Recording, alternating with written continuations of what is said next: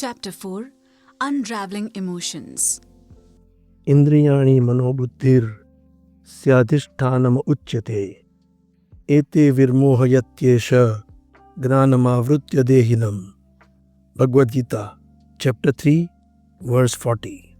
The senses, mind and intellect are said to be breeding grounds of desire. Through them, it clouds one's knowledge and deludes the embodied soul. Why do you think we humans have these emotions? Have you ever thought about it? Parth nodded. Let me explain. Emotions are a part of our complex and essential survival strategy. Let me give you an example. Imagine you are going to any forest area with wild animals and no protection for a human. What will happen to you if suddenly a bunch of tigers or lions appear in front of you out of nowhere? What will you feel at that moment? Fear? What will happen next? Of course, I will try to find a way to save myself and start thinking of possible options to run away from there and save my life. I would quickly assess my surroundings. Adrenaline will course through my veins as I weigh the risks of each possible course of action. Exactly. Imagine if you could feel no emotions, you would be killed and preyed upon when you walk in the forest and encounter a tiger. Fear will rise. That's an emotion. It triggers a powerful surge of adrenaline through the body, preparing you for fight and flight. Without the emotion of fear, you will not get the surge to save yourself. However, if we were told before entering into the jungle that fierce tigers were there, another emotion, anxiousness coupled with fear, would already be present. Krish took a sip of coffee and looked at Parth. Parth stared at Krish in an amused look. What a different way of thinking. Emotions are important for a living entity. Without emotions, we will never be able to form a closeness or bonding with our friends, relatives, or even loved ones. The love that we feel for our family, spouse, or children is a part of our survival strategy. It is our love for them that makes us do things for them to make their survival more easy and comfortable. Think about it. Krish paused and looked at Parth's face, his expressions, and smiled. Parth, do you have a pet at home? Or have you ever spent time with any pet animal? No, but I have seen pets at our neighbor's place. They had 2 dogs. You must have noticed how dogs react when they see their owners or known humans. In their behaviors, they convey immense delight as well as affection, isn't it? Parth nodded in agreement. I'm sure you must have thought that it is only humans who feel emotions, right?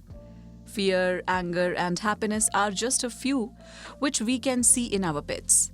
But the same applies to wild animals also. Most animals form their close bonds with their own species and even with other species. Most animals can experience empathy, sadness, and even love. This is also the reason for their survival as an individual. Humans have gained the ability to think and relate emotions, which allows them to foresee the future. When we sense an emotion, we not only observe it in our current context, but we also record it in our bank for a future context when we may utilize it or avoid it based on our experience. The human brain is in a constant state of recollection and prediction with these emotions.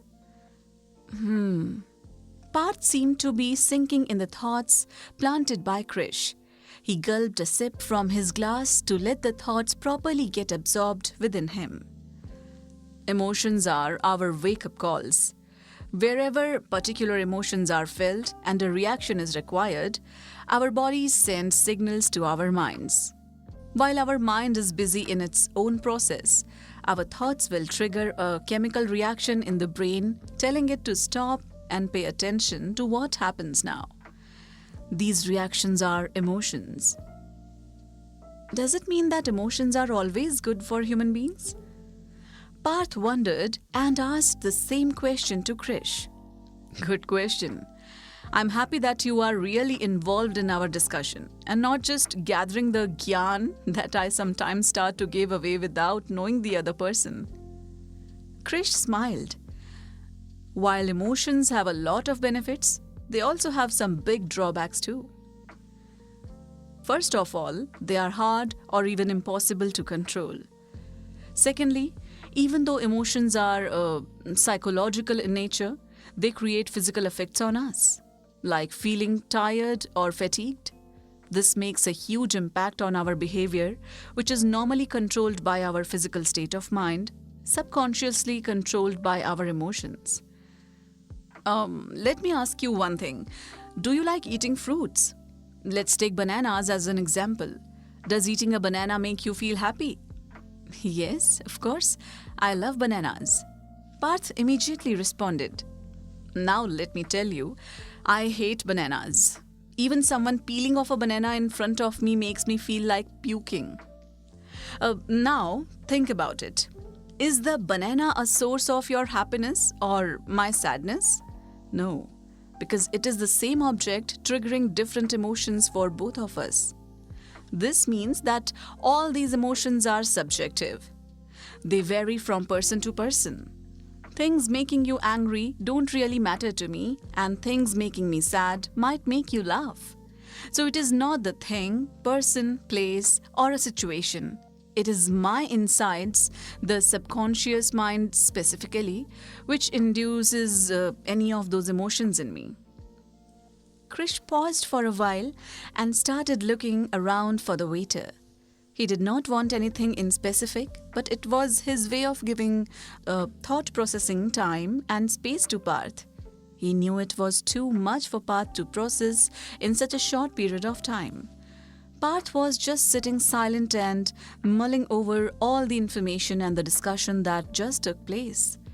The conversation was absolutely unexpected. He had thought of having some professional guidance from Krish, but here the scenario was absolutely enlightening in a whole new dimension, and Parth seemed to be enjoying that. The waiter arrived with 2 cups of coffee. Krish waited for a few minutes, taking small sips from his coffee before he said anything. Parth, with all the discussion we had so far, do you think you can control your emotions? Or rather change them?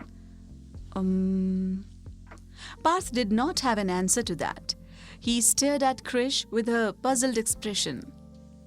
Of course, you can control or change. It is not absolutely easy, but not impossible either. Human minds have the power to change their subconscious mind. Krish said and looked at the clock on the wall of the Karnavati Club lawn. It was 10:35, somewhat late for routine schedules for him. He said, I guess it is too late today, but let's meet again some other time and we can take this conversation forward. Sure, Krish. It was indeed a great evening today. I cannot tell you how much value you have added to my life and my thoughts today. Thank you for the time and such valuable guidance.